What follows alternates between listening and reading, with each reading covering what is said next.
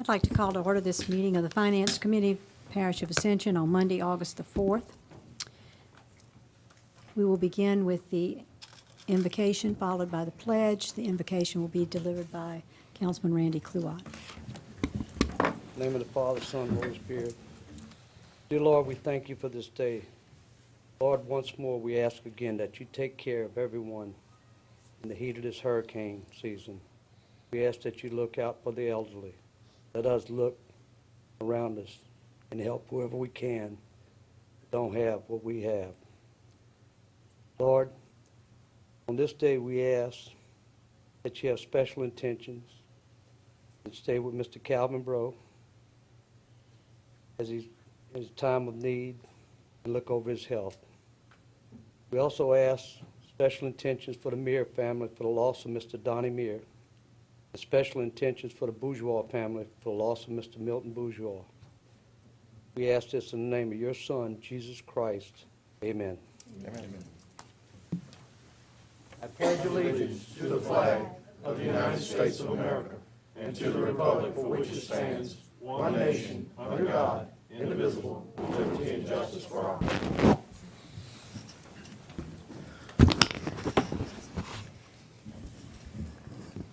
I'd like to make mention that all members are present.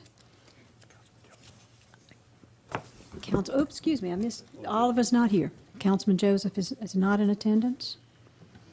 And at this point, I'd also like to mention that there will be a public comment period at any time that on a relevant item that you would like to speak. Please come forward, sign a sheet, and you'll have 3 minutes in order to discuss your issue. At this time, the chair's additions, we are going to be making one change and perhaps two with the vote of this body. Item number 7 will be pulled from the agenda.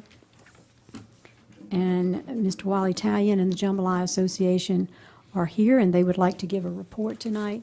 And I need a motion to add them to the agenda and a second and a vote of this body. Motion. Have a motion and a second. Any objections? Hearing none, that will be added. And Wally, if you all would like to go ahead and do that now, you're more than welcome.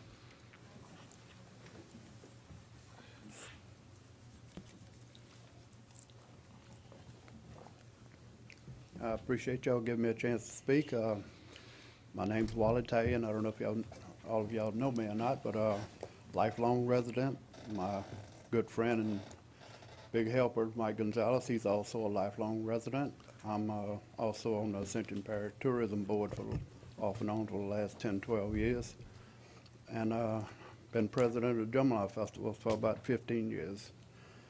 93, when I won that contest, that's when I made a commitment. I wanted to be part of the community, and I've been right there ever since.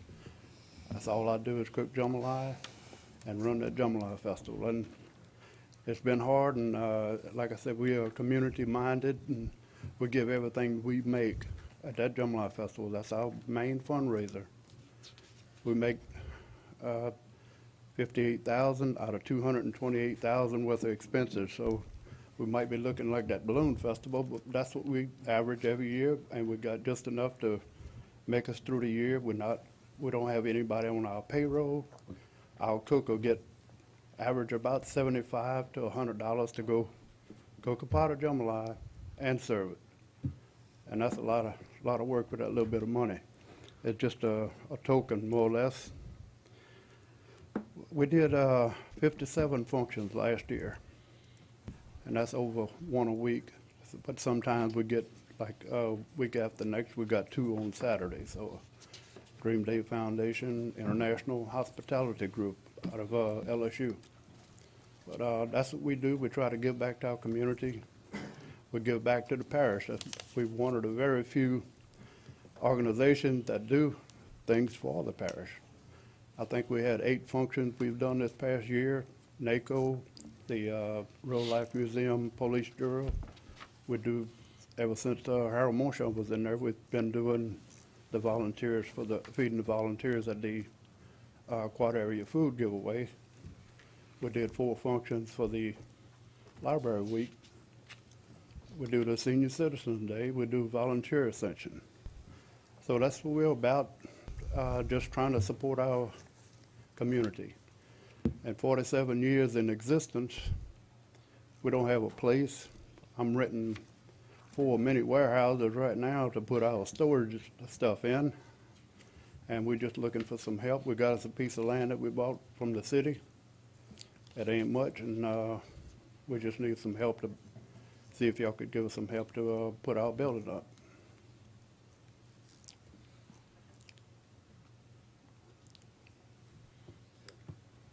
Mr. Lord? Well, I just wanted to follow up on your comments about the 57 functions.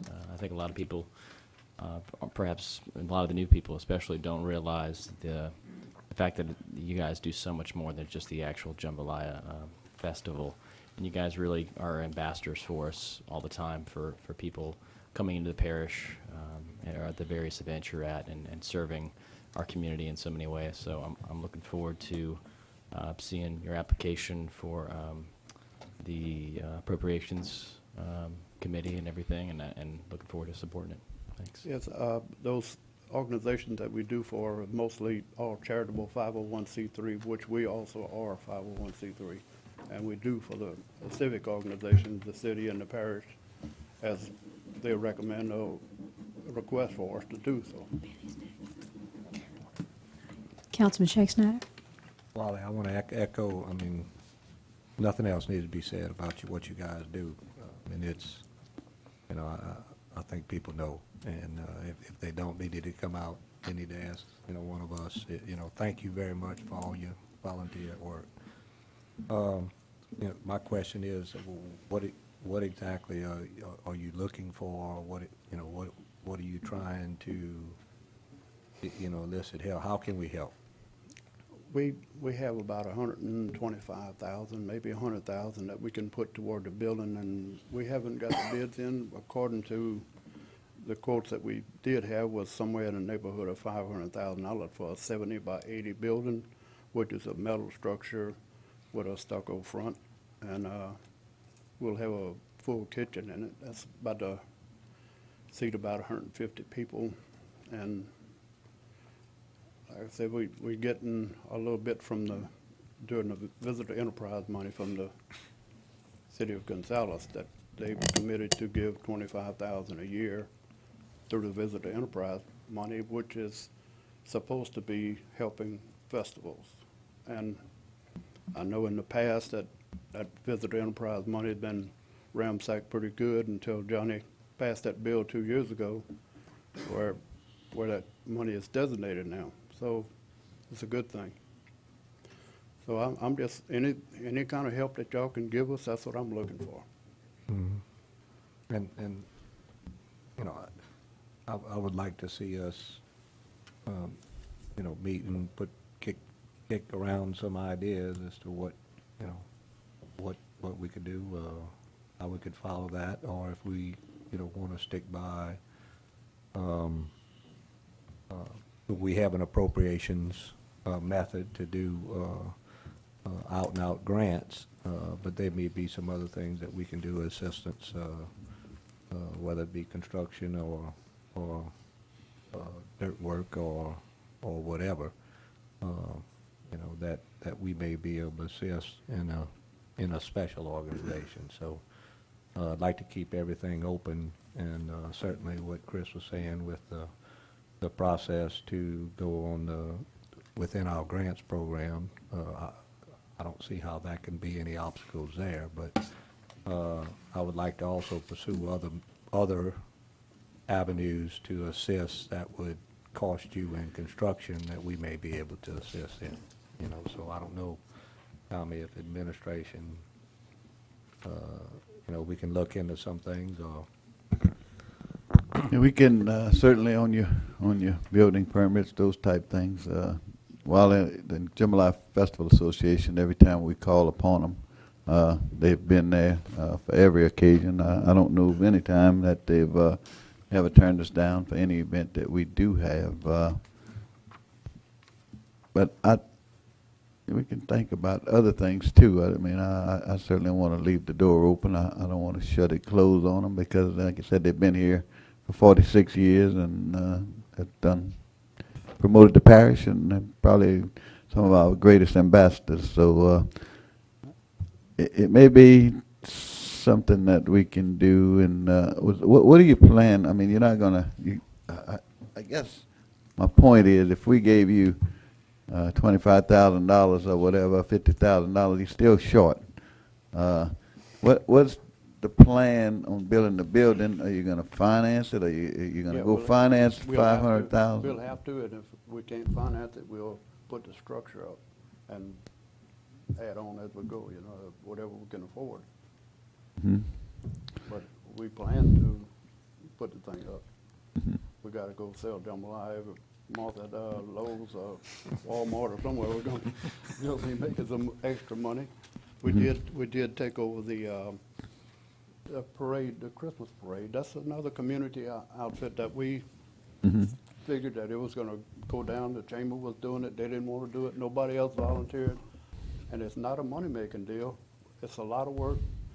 And we put it on, and we've been pretty successful so far, doing good with it, and want to keep on doing it. You know, and We'll make- Terry, I'd like to see us maybe have a committee that would look at other opportunities besides the thing, and I would certainly Yeah, because the encourage grant you money is to only put a through- one-time deal where I think you can do it this year according to the rules, but not next year, I think, or whatever. If you receive one, are you eligible to go back next year? You are eligible to You go are back. eligible. Oh, okay.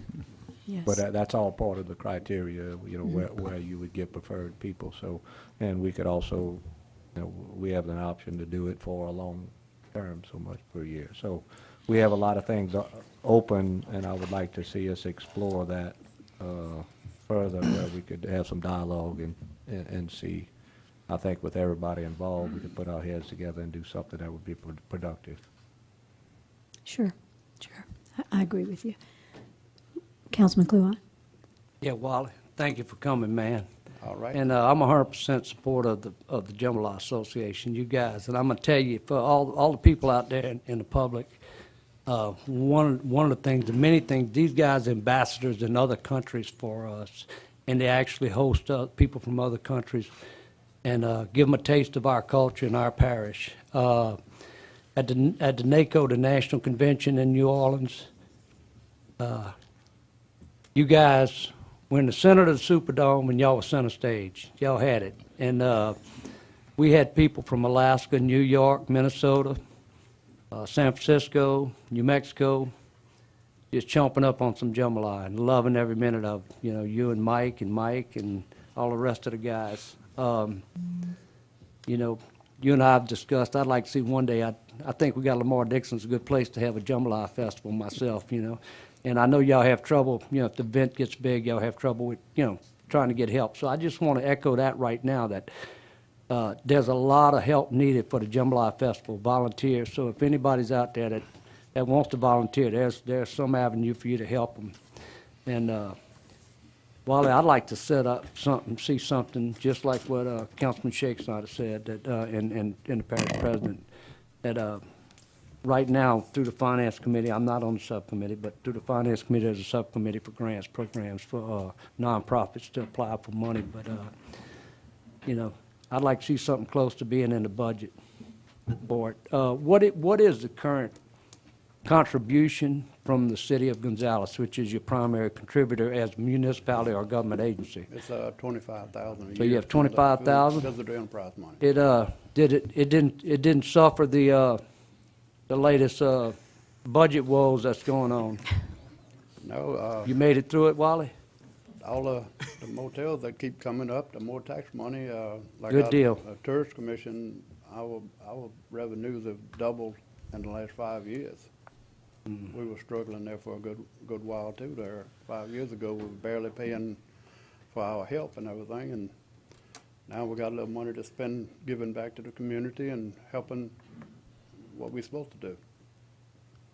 Well, I know it is the Gonzales Jambalaya Festival, but I can tell you this. I know the district I'm from is well represented in there, so we'll do anything we can to help you.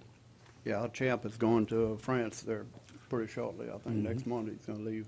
Yep. Go to, with the cultural affairs. With- Councilman Johnson? You good?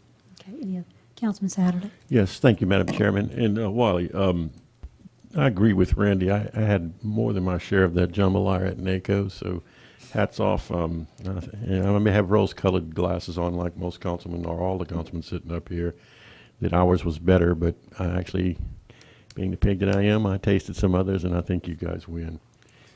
As the sitting chairman, in addition to comments made by Councilman Schexnayder of the nonprofit appropriations subcommittee of this committee, I'd like to invite you to just call me, contact me by email, whatever, and I'd be glad to, if it's a new experience to you, and I'm sure it is. I didn't see you in the last go-round, which was our first after establishing the committee in our packet. Walk you through the processes, anything I can do to help you.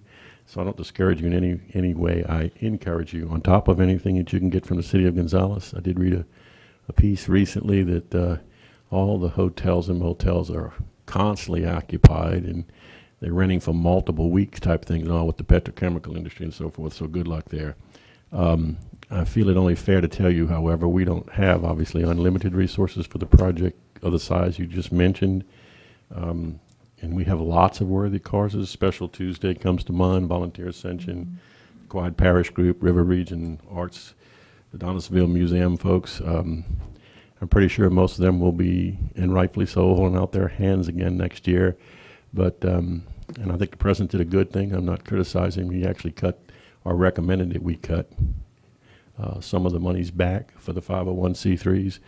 But be that as it may, we can discuss that too much money, how much money's there too, and what you might want to try to go after and so forth. But I encourage you to, let's talk, and to put an application in, and if you're new to it, I will assist you, as I will any of these other groups I just mentioned and others yet to apply.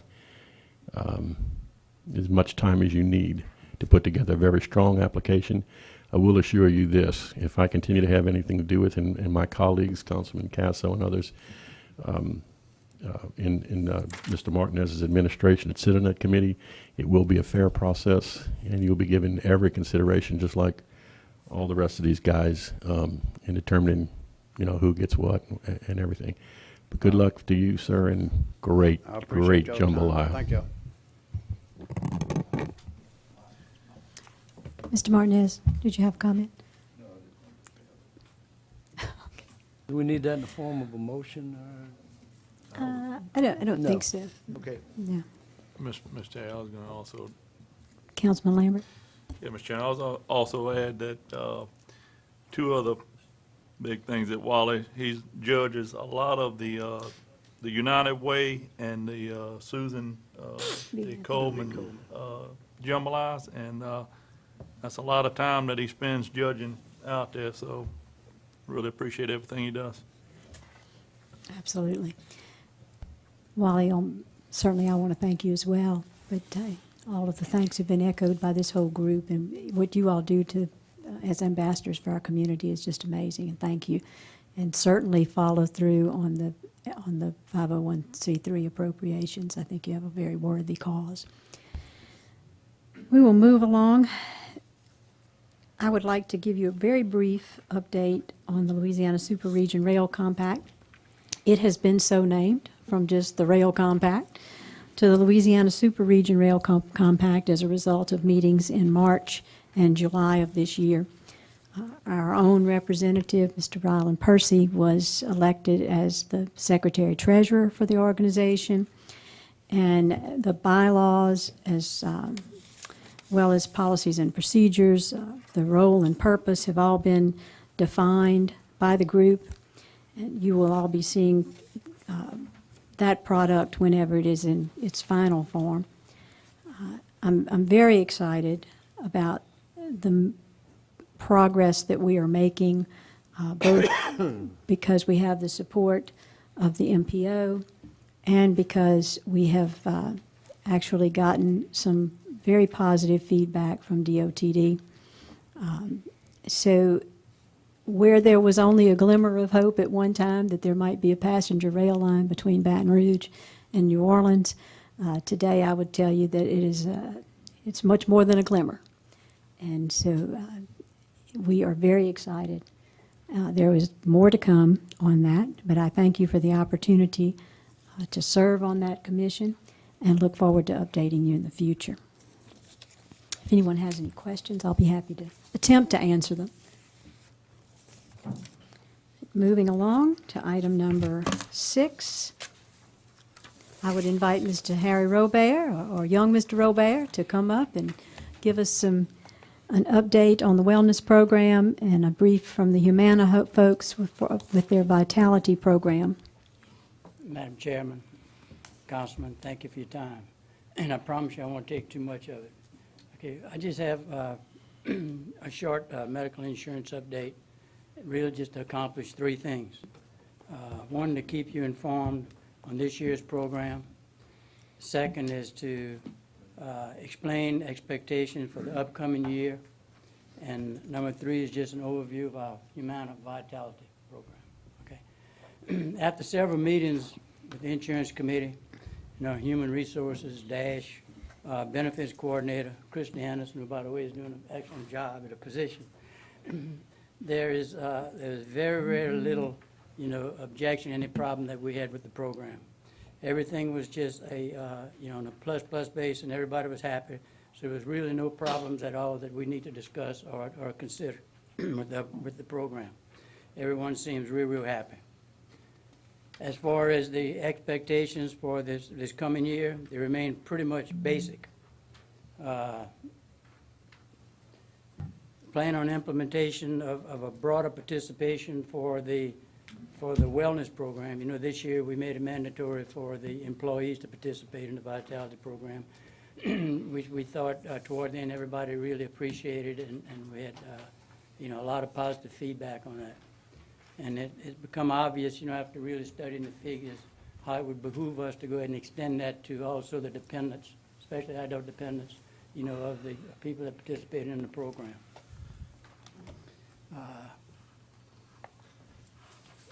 Affordable Care Act, which is on everybody's mind, AKA or whatever the Obamacare. It just has very little influence on what we can expect, for this coming year. I know it's in the front and back of a lot of people's minds, but I guess probably if you just kind of take hold of the concept of the Affordable Care Act, it's to provide affordable, desirable health care coverage. We've been doing that. Okay, so it's really going to have very little impact on what we do for our employees and for our constituents. So there might be some opportunity maybe to streamline some things because of it. It did affect us because it broadened some of the benefits in our particular group as it did for everybody else. But we're not expecting it to have any type of effect on our plan at all this coming year. Okay.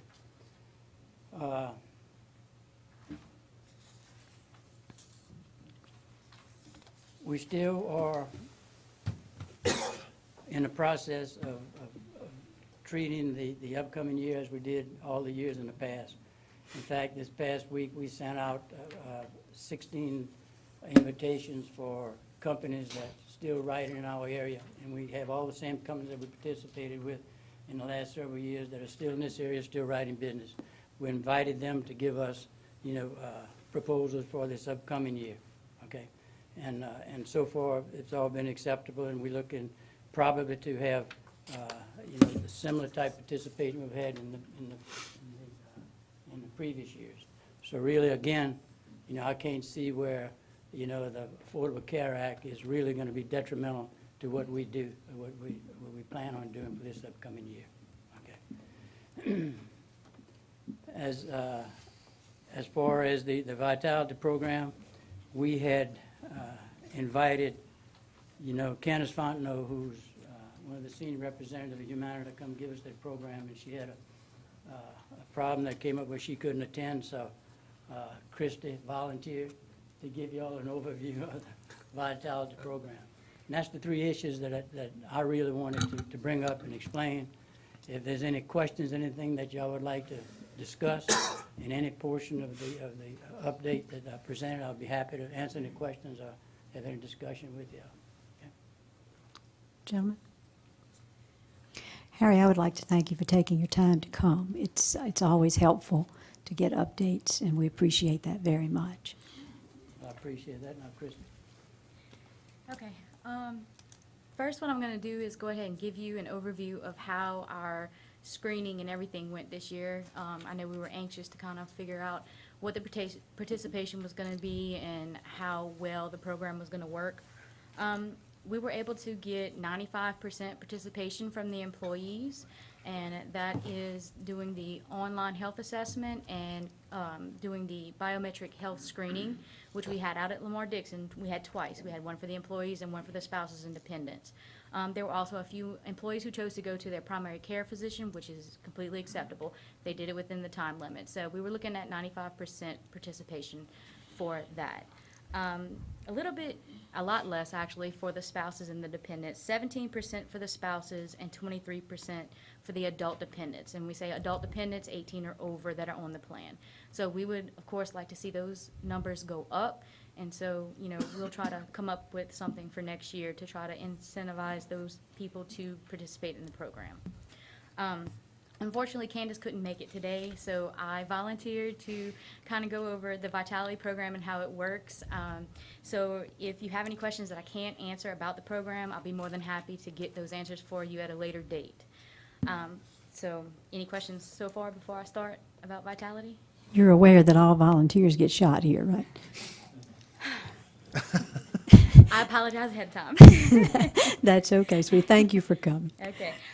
So the Vitality program is basically Humana's rewards incentive-based program for people who participate in that program. The way it works is you do certain actions like the online health assessment, the biometric screening, you get assigned Vitality points. You can then use those Vitality points as something called Vitality Bucks and buy things in Humana's Vitality Mall. So you can buy things like they have iTunes gift cards, Amazon gift cards, something that's really popular right now. Everybody's buying pedometers. Most of the people who participated with the online assessment and the biometric screening, they earned about 4,000 points. 4,000 Vitality Bucks, the pedometer's about 1,800. So they're getting those pedometers, and then they're getting those steps in, and it's making them healthier. And in turn, it's making our group healthier. So that's one of the things that you can do with the program. And so one of the things that Candace wanted me to go over was the impact study that they did, that Humana did. They actually did a 2-year study that conducted using the Humana employees that were on Humana's coverage. And they had 3 major highlights from that study. One were the non-engaged members, in other words, the members who did not participate in the Vitality program. They paid $53 more per month on health claims than the engaged members. So they were paying more, they were going more to the doctor, they were paying more for those visits. Also, unscheduled absences for the non-engaged members was 56.3% higher than for those members who were actually engaged in the Vitality program. So you're talking absences, loss of work, you know, shut down jobs, that sort of thing. So I thought that was pretty important. And the largest impact was on the health cost that was related to the members with a chronic condition such as high blood pressure or diabetes. 60% had lower cost claims that were in the engaged group than the non-engaged. So if they had a diabetes, they had 60% less claims if they were actually participating in the Vitality program. So those were some pretty good numbers from that study, and I thought it was kind of relevant that we discuss it, because one of the things that we would like to see Vitality do for our group is to less our claims, to make our group overall healthier, and to see maybe a decrease in our premiums, or maybe a no increase at all in our premiums. And it may take a couple of years, but this study shows that it could have very positive impacts on a group like ours. So with that being said, Candace wanted me to point out that there are numerous activities that the employees can participate in, which is one of the things that we're doing right now, is trying to get the employees more participation. For instance, they participated, some of them, in the blood drive last week. They can get 50 Vitality points for participating in a blood drive. So they can get that for that. Gym participation, The 5K races I know are pretty popular right now. You can get points for doing that as well. There's numerous things, and we're going to partner with the health unit about flu shots to get points for the employees for that. And we're going to partner with mental health to see if we can get some points for the employees if they're participating in the smoking cessation. So there's different things that the parish is already doing that the employees can participate in and get points for. So, like I said, as we move forward with the program, we're hoping to decrease our claims costs and see if we can get a healthier group of employees. So, with that being said, any questions? One comment, I'm impressed with the statistics. That's amazing. I was too. Absolutely amazing. Any comments, gentlemen? Questions? You survived it. All right. Thank y'all. Thank you. Next on the agenda is an introduction, the recommendation by the Impact Fee Subcommittee, and I would invite Mr. Gasper Jafici, the chairman of that committee, to speak to us now. Thank you. Hi, Gasper. Good evening. Billy Aguilar is also a member of the committee, and he's in the audience tonight also if you have any questions for either of us.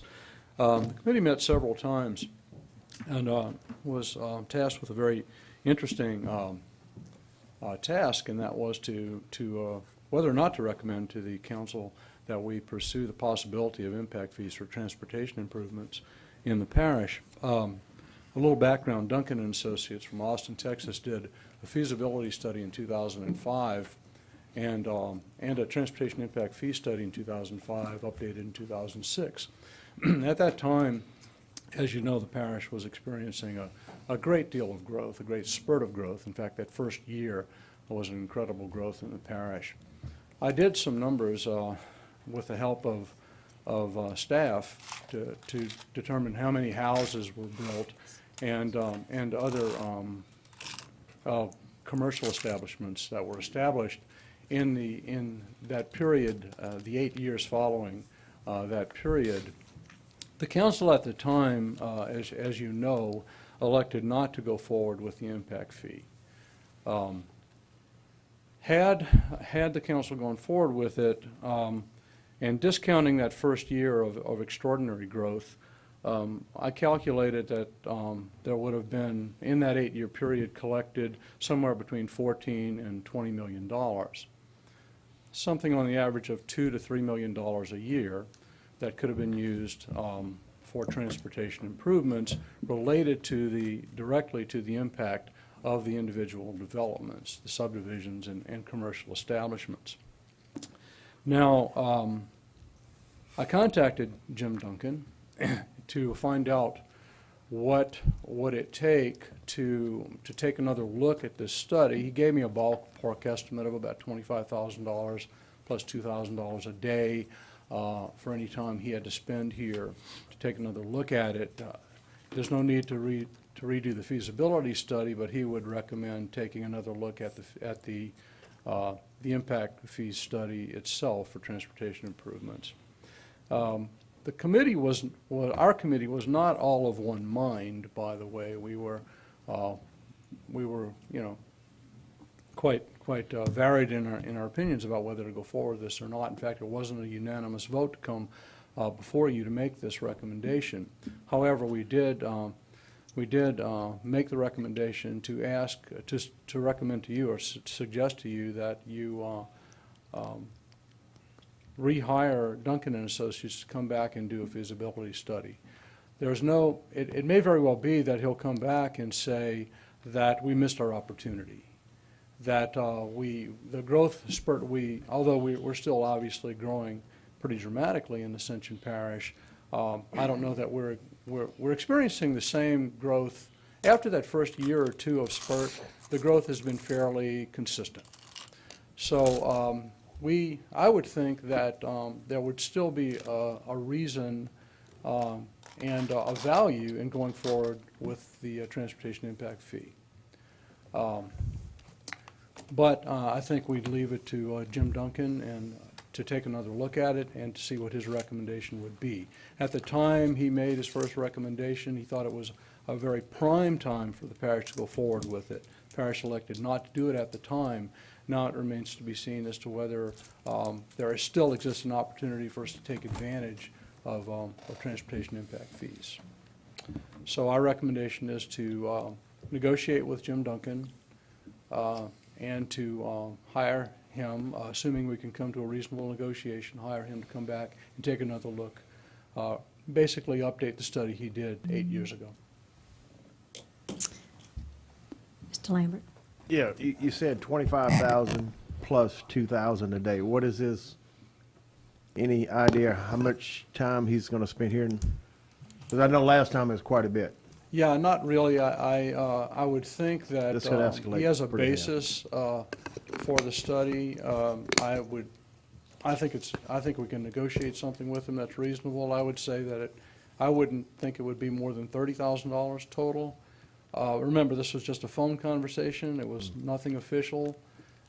If you would like, if you would direct the committee to continue to discuss this with him. He can send in. I guess one other question is, what big change are you seeing from 8 years ago to now? Not a lot. Why would we need another study? Well, Okay. that's the question. It may be that he'll come back and say, we missed our opportunity to take advantage of implementing impact fees.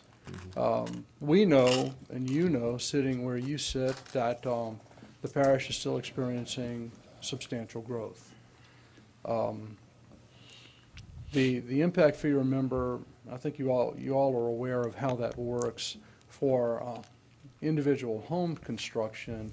Each new home buyer would pay an impact fee that could be, as I understand it, included in a mortgage, so that the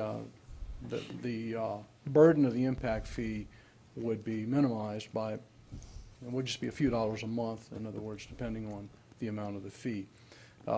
The study, we have copies of the study. I don't have a copy with me tonight, but copies of the study are available to you if you'd like to see that original study. We think it would be a relatively small investment to have him come back down and basically lend credibility to going forward with the transportation. If we said we want to go forward with it now based upon an 8-year-old study, that might be questioned. I would suggest that it would probably be a minimal investment for us to have him come back down, take another look at the study. There have been some changes. There's certainly been a lot of growth already that we've experienced. A big problem with it, I was here when this all went through, and it had a lot of opposition on it, and a lot of it was commercial. Right. You know, residential, yeah, you're not paying a lot, but when you go to commercial, it was going to deter some commercial, and you need your commercial to come in with taxes. You know, that's absolutely true. The commercial and one other thing that I grasped from Mr. Landry that was actually, you know, pushing this, that, you know, you'd have to district it. And I don't know, that was a big problem on how you would district, whether you go 3 districts, 5 districts, you go a lot of little districts. Because there are going to be some homeowners paying this fee that might live in Sanamon, and the money that's going to be used to upgrade a road, because it's got to be some new road. It cannot be a repair on an existing road that we know it needs repairing. It's going to have to be a turn lane, or it's going to have to be an extra lane. It cannot be repairs that we have already. It's not going to benefit that. So that new road may be 10 miles from where this guy's paying his impact fee, may never use it. You know, and that was a big issue that came up. Sure. You can only use this money in that district, and it depends on how you're going to split your districts up. Whether you go big districts, which that's the only way you're going to get some major projects done if you go larger districts. Smaller districts, you're not going to get enough funding to do some major jobs. Because we know how much it costs to do a road project right now, and it's very expensive. So that was a big opposition part of it also. And all that still stays there, because that's law. That's how you have to, you know, use this money. So, you know, none of that's going to change, you know, with this Well, I think study that he's that coming how the with. districts are structured can change. I don't Yeah. think in reviewing the reports that we were all satisfied that the very best job was done. I think that. there But can this be is the some- same fellow that did it before. Yeah. So no, that we can- we're hiring the same guy. That's why, We- that's why I'm feeling a little opposition on that also. Well, he was the only person I had, Right, I know. the study from. If you'd like us to take a look at other firms who are capable of doing this, I think it might, still would be worth our while to take a look at this. Mr. Kluart? Yeah, Gasper, thank you, man. And, you know, a lot that you and Billy and everybody put into this, that taking a look, you'd said from, 8 years, that you had rolled some numbers based on our growth and new structures or businesses, whatever that came in. You rolled up some numbers between 18 and 20 million. It would have generated. 14 and 20 million. 14 to 20, excuse me. That it would have generated from that time to now.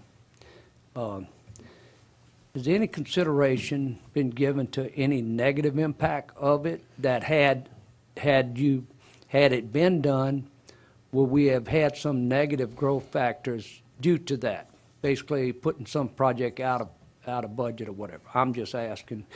I'm sure there's a, and Mr. Duncan would know, there's a common denominator that you just throw into it that, gives it a 25% negative, or something like that. That's a good point, and we did discuss that, and we discussed the same thing going forward with it. There could be an impact, of course. Would people hesitate to build a new commercial establishment or to build or to buy a home here if there were an impact fee involved? And my thinking, and I think the thinking of some of the committee members was that we're in a buyer's market. When people want to move here, they want to move here for other reasons. They want to move here for a lot of reasons. Would they hesitate to move here because of the impact fee? Possibly. Yeah.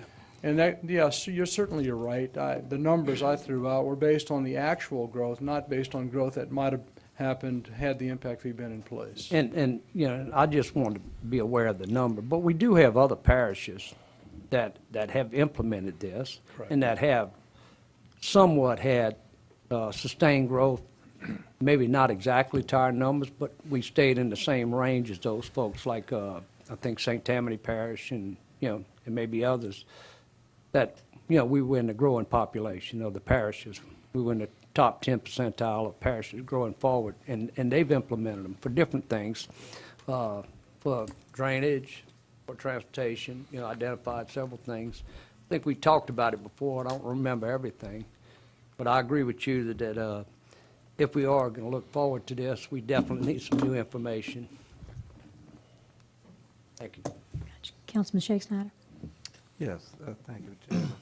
And thank you, Jasper, for looking at this. And some of the things Todd had mentioned earlier were discussions on the thing. I think one of the biggest things was from the business standpoint, it had gone by the size of businesses, and you had some businesses such as warehouses that had very little traffic that kind of were put in a larger area and had to pay much like other same-size businesses, and they were trying to get that straightened out. I think the concept was very good. I think with some modifications, it could be very positive. I agree with you that there's a possibility that there may be some people might be on the borderline and either might not locate here in residence or a business because of increased fee. However, the other side of it is that I also think there's going to be some people not locating here because of the traffic, just quite frankly. In fact, I know there is. They're not going to move into the Prairieville area. They're not going to move in Galvez because it takes 45 minutes to get to Gonzales. And, we're seeing that experience. We're seeing trying to get to the plant, and you have to leave an hour earlier.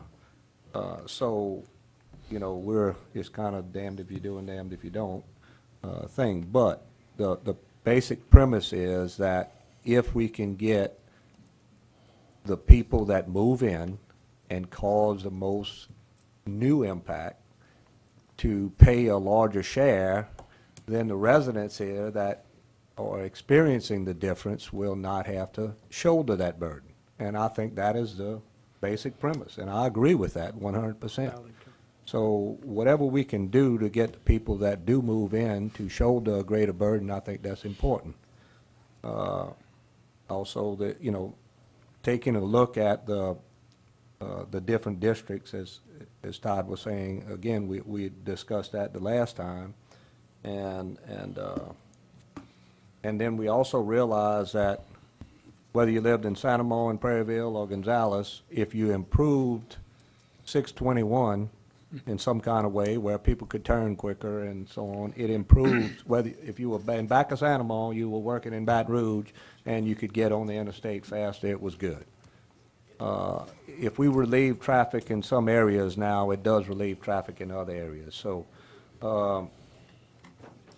my answer to the people that and that is a big question that people call up all the time, how is it going to affect me, and which they should ask.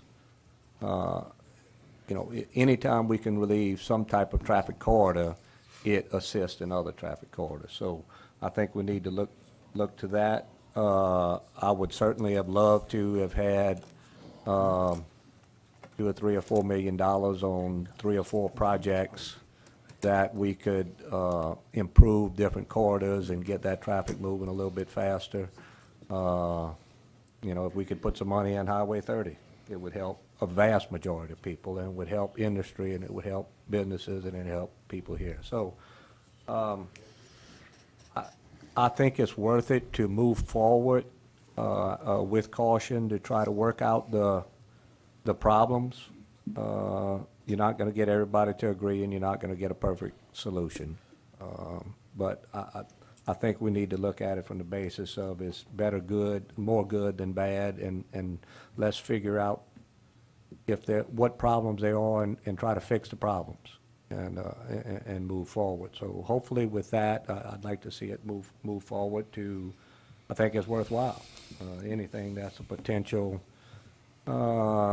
anyone thinks that the growth is not going to happen in the next 10 years over here, it's going to be exponential what it was now. We're just starting to have construction guys move in. We're just starting to have expansions of tremendous, unprecedented expansions of industry now. And you're going to see secondary industries coming, and you're going to see more and more McDonald's and Burger Kings and so on. So, it's here, it's coming. I think I would much rather see the people that are coming here in the future shoulder more of a burden than the ones there. And we may not get some of them, so be it. But they will have shouldered more of the burden than the people that have lived here. And so with that, we take a look at it, and if we can't come up with a good plan, then we don't need to implement it. But I think it's worthy of moving forward in some way. Councilman Saddle. Thank you, Madam Chairman. Gasper, you said that the impact fee subcommittee, quote, was not all of one mind on this issue, and I believe you further said that there wasn't a, quote, unanimous vote, unquote, to ask the council for a second feasibility study from Duncan. Would you please, sir, share what was that vote? The vote was 1 opposed, and I can't remember how. Do you remember? Do you have the minute? No. I don't have that with me. I'm sorry, but there was 1 vote in opposition. And the reason. Remember, Billy? Right. There was 1 vote in opposition. Yes, thank you. The reason I'm asking that is that lack of a unanimous vote. Glad it wasn't more than 1 from the Planning and Zoning from the subcommittee here to look at impact fees. That's a bit concerning because, as you have also said tonight, Duncan may actually come back with a report that it's too late for, let's say, impact fees at this stage. And if so, arguably, we would have somewhat, and I didn't say completely, let's be careful here, have wasted this $25,000 plus that Councilman Lambert's concerned about, and I am too. And my second question is, who are you proposing to contract with Duncan? Are you talking about the subcommittee for impact fees or this council? No, I think that's up to the council. Okay. I thought I might have heard you say you guys are going to do that, and No, I certainly would I want did to. offer to Yeah, contact. I'd want to vet that really thoroughly if we go to that stage. So I'm kind of torn, I'll be honest, to you and my colleagues here tonight, whether there is, I guess I can see a need if the data y'all have concluded is too antiquated to be useful. But I know in this parish, we're all getting tired, all the you know what I'm going to say, voters spending money on study after study after study, and what they want to do is to do something finally. And wow, if you said that $14 to $20 million in collections is lost revenues over the last 8 years, I took a note on that too.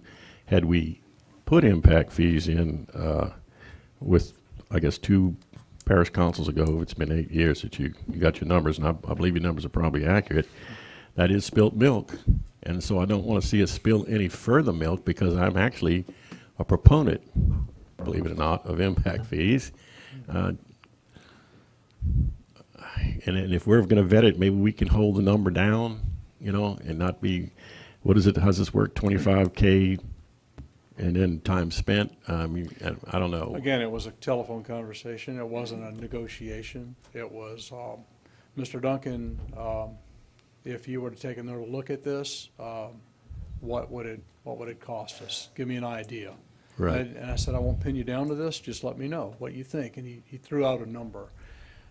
If the study were 2 or 3 years old, I'd say it's good enough. Let's go forward. 8 years is a while, and a lot's happened since then. I think I won't speak for the entire committee, but I think the majority of the committee believes that there's a value in going forward with the impact fee. I think the study and the rates and other things that were done in that study can be redone in a better way than the original report was. We weren't all in favor of everything, of the way the report recommended everything in it. We would like to see some changes made, maybe even with respect to the districting. But I think we, not without exception, but we, as a majority, believe that it's not going to be wasted money. I think the study, whatever we invest in redoing the study, is going to give us the path forward. And I think the council will see clear to going forward with the impact fee. Okay. I don't think there's, I suggested, yeah, he could come back conceivably and say, no, you missed your chance. We don't believe that's the case. Well, it would almost seem like he shouldn't enter in a contract with us or whoever if it's, and I guess you can't say, well, that's predetermined, and that's why you need to study it. But if you come out with that conclusion, boy, that would be a lot of egg, I think, on a lot of face. Well, no, I think Mr. Don, he has to look at it. He looked at it objectively in the first place. He intimated to me that he was very disappointed that the parish didn't go forward with it at the time. He thought it was a prime time to do it. Right. That doesn't mean it's not a good time to do it now, though.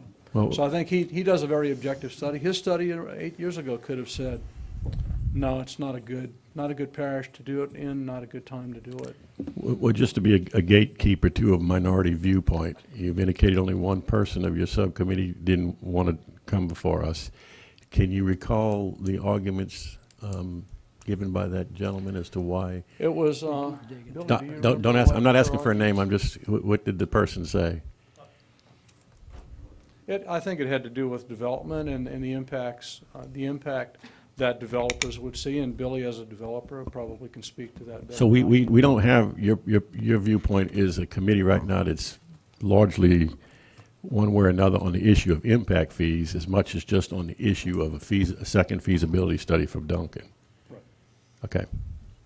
Billy, you have something you want to The person add? that voted against it was Linda Evans. She's a legislator, I think, assistant for Baton Rouge Home Builders Association. And of course, the home builders are going to oppose probably any impact fees that, we talk about.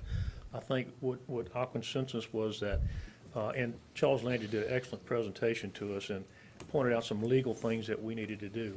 And one of them was to basically update this study so we had some background if we decided to impose impact fees. And again, I'm not saying I'm for or against them at this time. I want to get all the information in front of me before I vote on it. But in order for us to go further with what we're doing, we felt like the study needed to be updated, or we just need to disband our committee and go about something else. I thank both of you. I'm done, Madam Chairman. Thank you, thank you. I want to make one comment. I agree that we need to be on solid legal footing, and I think to do that, we have to have accurate data, updated, and so I would certainly be in support of that. The second thing I want to mention, and I've heard it said here a couple of times that people don't come in and they don't build. I went into business in Ascension Parish in 1996. There were no impact fees. I went into business in Baton Rouge in 2006, where there were certainly impact fees, but I still went into business. It's the cost of doing business. And if this is where you want to be, this is where you will be. Especially in light of what might be the largest boom in our parish's history, I think that it would behoove us to get accurate data and continue to move forward with this discussion. Let Councilman Lowell? me make a motion that the parish president, that the impact subcommittee work with the parish president the parish president already has the authority to sign contracts under 50, and being that this is the amount, I ask that you continue to negotiate that down as much as possible. Mr. Parrington? Let me suggest, I've heard a bunch of different things that y'all talking about doing, and if it's gonna be, got a ballpark figure of 25, but if it's gonna be more than 50, he can't go forward with the Well, of contract course not. without going through an RFQ. So I would suggest that we at least determine actually what we want him to do, and then say, what's it gonna cost to do that? Because we run into these situations occasionally where somebody says, well, I can do this for this price, and then we're in a pickle because we've done a contract without following our ordinance. So I think the thing to do would be to come up with the actual scope of what we want done, and then say, is this gonna be, what's the price? And then it's gonna be a less, nothing greater than, and they have to understand that, because that concerns me, because we've talked about 25,000 plus so much per day, and then we're talking about maybe changing lines and everything like that, so we could wind up with a the project could get much bigger than what we're talking about, and we don't want to violate our own ordinance in doing that. So would you like to form that in the form of a motion?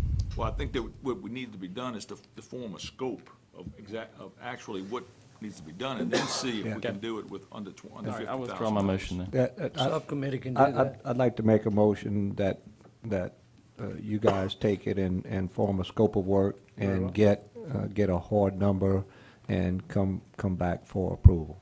That Well, way, we'll do it. you can negotiate, you and the administration can negotiate, and that way we would get a scope of work and a hard number at that point, and I think we can determine the scope of work, give it to Jim Duncan, and tell him to give us a hard price. I would just And, make that recommendation. then we'll come back because, to you if that's certainly what wishes. the administration has a right to do it if it's less than We have a 50,000. motion on the floor that we have a scope of work created and then negotiations. Do I have a second for that? Second. I have a second by Councilman Lower. Any other questions? Discussion. Any discussion? One of the things that needs to be asked, I'm hearing 14 to 20 million. And I'm hearing from some of the councilmen maybe knocking some of the fees off of commercial and industrial building. Okay, how much is that gonna knock down the estimated bring in on the impact fee? Because that's where your dollars were coming from, your commercial, because they were high. Your commercial and light industrial was very high on impact fees. That's true. Yeah. The numbers I did, at first I did just residential and came Mm-hmm. up with a 14 million, and that was discounting the first year. I didn't do numbers specifically on commercial, I did just a very ballpark estimate. You're right, individual commercial establishments pay a lot more per square Mm-hmm. foot. But I don't know that the income from the commercial would have been more than the residential income. Didn't really look at that. Something that needs to be looked at. I just wanted to have some number to come before you tonight to let you understand what that potential was. Thank you.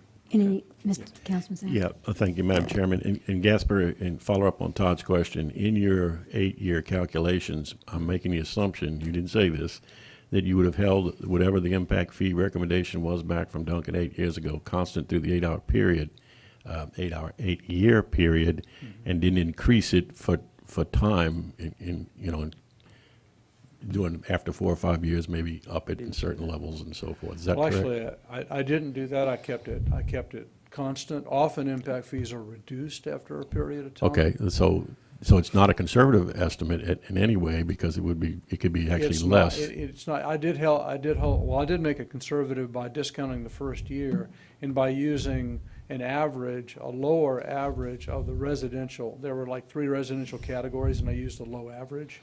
So, like I said, it was rough numbers. I didn't do. And actually, as you know, I was the one that recommended to your committee that you bring the Duncan guys, because they had testified in front of this committee, and I thought it'd be good for you all to have the same starting point.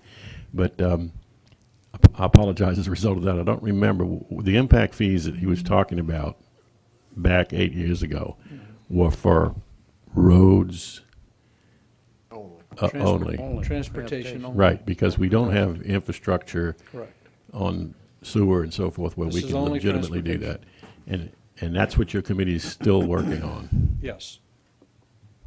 The despite Duncan study was only. despite what I read in the papers when it says that you guys are looking, and I kind of charged you about that. Be careful that we can't have impact fees for, let's say, sewer until we actually are really in the sewer business. Correct. If it's the wishes of this committee and of the council for us to study other areas for impact fees, we'll be happy to do that.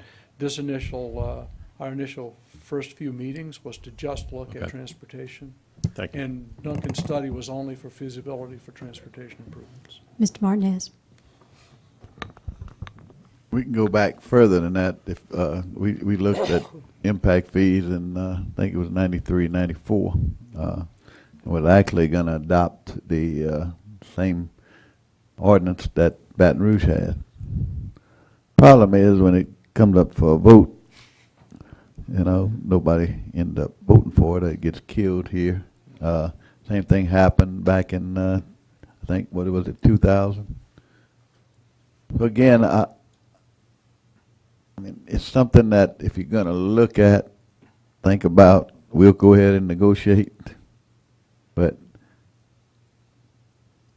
if in your mind that you're not for this at this point, this will be our 3rd round. To me, I would, before when we come back with this negotiated contract or whatever we come back with, if you're in your mind that's far this is going to go, and we're going to go spend $30,000 and we're not going to move forward, even if we come back with a good report, that's where I think that when you make that vote the next time, I want you to dig deep into your heart and soul and to see if you're going to be able to vote for an impact fee at this point. That's all I'm going to ask. I mean, we'll do the work. We'll get you the way you need to be. But, you know, I just don't want to waste money or time for the 3rd time and go about this. And that's all I'm asking. I appreciate your caution, Mr. President. I think it's valid. I have a motion and a second. Any objections? Hearing no objections, that motion passes. Thank you, Gasper, so much. And Billy? We have an introduction of an ordinance to declare surplus and authorize the sale and or transfer of miscellaneous movable equipment by the Donaldsonville Fire Department. Chuck Montera.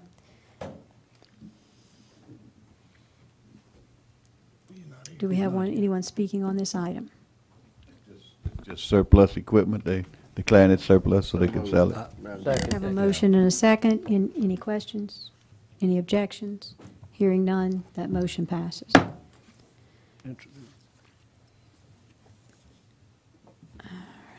And the next item is a renewal of the professional services contract with BFI Waste Systems of Louisiana, LLC, for domestic waste sludge, type 2 grease, biosolids, disposable from all parish facilities, including the Lamar Dixon Expo Center, not to exceed $173,500.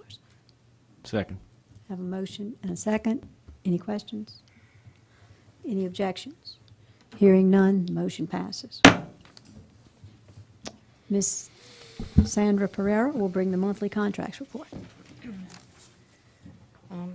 In your package, you should have had a list of all the contracts that we entered into in the month of July.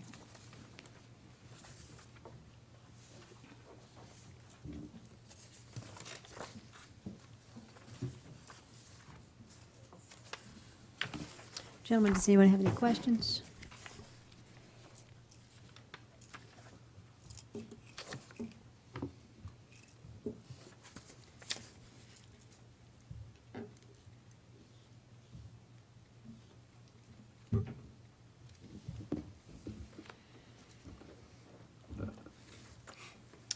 I don't see any questions. Thank you so much, Ms. Sanders. Item number 12 is the sales and use tax report by Ms. Dawn Cavallera. Good evening. You have before you the sales tax reports for June 2014 collections. As you can see, each Ascension drainage half-cent sales taxes are down about 1.66% compared to June of last year, and the year-to-date comparisons from last year are down about 5.45%. For sales tax district number 1 taxes, they're up about 23.23% compared to June of last year, as well as the year-to-date comparisons from last year are down about 0.88%. Sales tax district number 2 taxes are up 24.43% compared to June of last year, and the year-to-date comparisons from last year are up about 2.21%. The increases in the month of June compared to June of last year for the sales tax districts number 1 and sales tax district number 2 are mainly due to the construction in the petrochemical industry that is currently happening on the west side. We're currently at 50% of the budget for the year, and all districts are above budget. And then the next 3 pages are the graphs that are normally presented, and if you have any questions, I would be happy to answer them.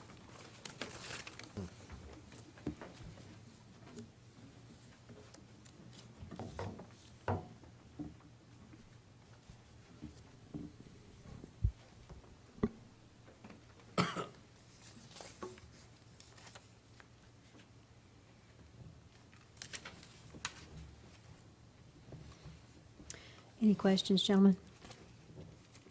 No questions. We'll move along to the revenue and expenditure report by Ms. Amanda Barat. Good evening. Before you are the regular financial reports for the month of June 2014. Page 1, revenues are at 47.80%. Page 2, expenditures are at 43.39% at 50% of the year. On page 3 are charts that compare year-to-date revenue and expenditure for both operating and capital to the budget. Page 4 and 5 gives you a brief explanation of the funds that are highlighted on page 1 and 2 that are under the budget for revenue or over the budget for expenditures by 5% or more. And the last page reflects all checks issued in June over $100,000, and the total of these checks are $2,622,550.87. Once you review the report, if you have any questions, I'll be happy to answer at this time.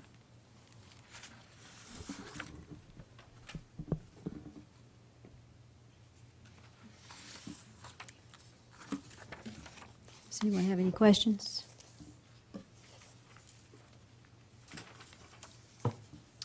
Hearing no questions, we'll move on to item number 14, the request for qualifications, geotechnical assistance, project number ENG-14-026. Recommendation award to the 2 highest proposals submitted by Gulf South Engineering and the Beta Group. Ms. Jones. On June 17, 2014, the Purchasing Department received 7 proposals for geotechnical assistance.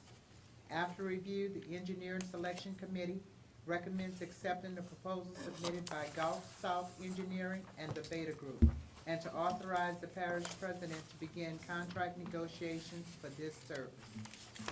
So moved, Madam Chairman. I have a motion by Councilman Todd Lambert. Thank you. Second by Councilman Brian Malassaw. Any questions? Any opposition?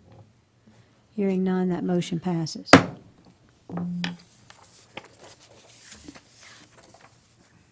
Item number 15A, the bid items, to accept the lowest responsive bid as follows. On July 23, 2014, the Purchasing Department received 6 bids for corrugated polyethylene pipe, tees, and fittings. After review, the Purchasing Department and DPW recommend accepting the lowest responsive bid from HD Supply Waterworks, and to authorize the parish president to enter into any applicable agreement or contract for this material. So moved, Madam Chairman. Motion by Councilman Todd Second. Lambert, second by Councilman Daniel Souter. Any questions? Any objections? Hearing none, that motion passes. On July 23rd, 2014, the purchasing department received 2 bids for pump sand. After review, the purchasing department and DPW recommend accepting the lowest responsive bid from Renee's Trucking Incorporated, and to authorize the parish president to enter into any applicable agreement or contract for this material. Motion. Have a motion by Councilman Dempsey Lambert, a second by Councilman Randy Cluett. Any questions? Any objections? Hearing none, that motion passes. On July 23rd, 2014, the purchasing department received 2 bids for bituminous mixture for hot asphalt applications. After review, the purchasing department and DPW recommended accepting the lowest responsive bid from Coastal Bridge Company, and to authorize the parish president to enter into any applicable agreement or contract for this material. Motion. Have a motion by Councilman Todd Lambert, Second. second by Councilman Benny Johnson. Any questions? Any objections? Hearing none, that motion passes. On July 22nd, 2014, the purchasing department received 4 bids for galvanized and asphalt-coated corrugated metal pipe. After review, the purchasing department and DPW recommend accepting the lowest responsive bid from Coastal Culvert and Supply Incorporated, and to authorize the parish president to enter into any applicable agreement or contract for this material. Motion. I have a motion by Councilman Benny Johnson, a second by Councilman Todd Lambert. Any questions? Any objections? Hearing none, that motion passes. On June 22nd, 2014, the purchasing department received 4 bids for mosquito control chemicals. After review, the purchasing department and DPW recommend accepting the lowest responsive bid, and to authorize the parish president to enter into any applicable agreement or contract for this material from Adapco, Scourge, Perm XUL, Perm X1E, Spiritax, SPH, Altazard, Briquettes, PVA-2, and ULV Clear Mineral Oil. Motion by Councilman Dempsey Lambert, Second. second by Councilman Todd Lambert. Any questions? Any objections? Hearing none, that motion passes. On June 24, 2014, the purchasing department received 3 bids for the renovation/expansion of the Ascension Council on Aging Gonzalez Senior Center. After review, the Ascension Council on Aging and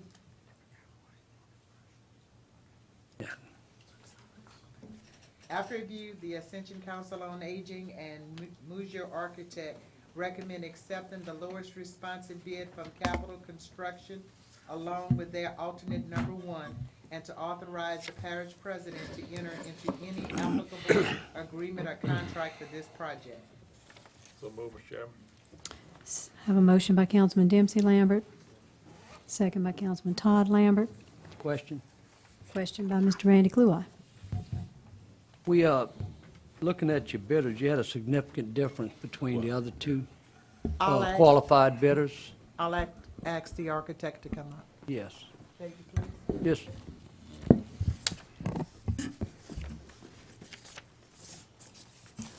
Looking at your bidders that qualified, there was a significant between $200,000 to $250,000 difference in That's correct. Capital's bid and the other bids. You know, it's significant savings.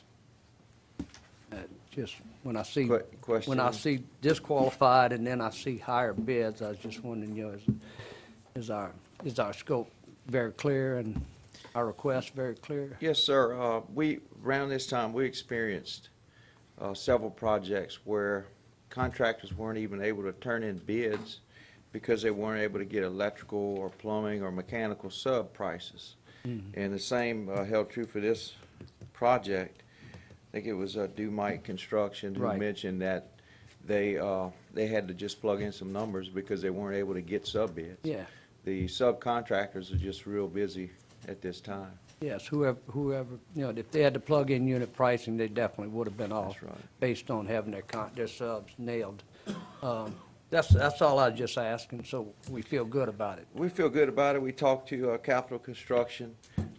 They stand firm on their price. They had 72 hours to withdraw due to any mathematical error, and they chose to, keep the bid where it was, and we feel confident that they can complete the project.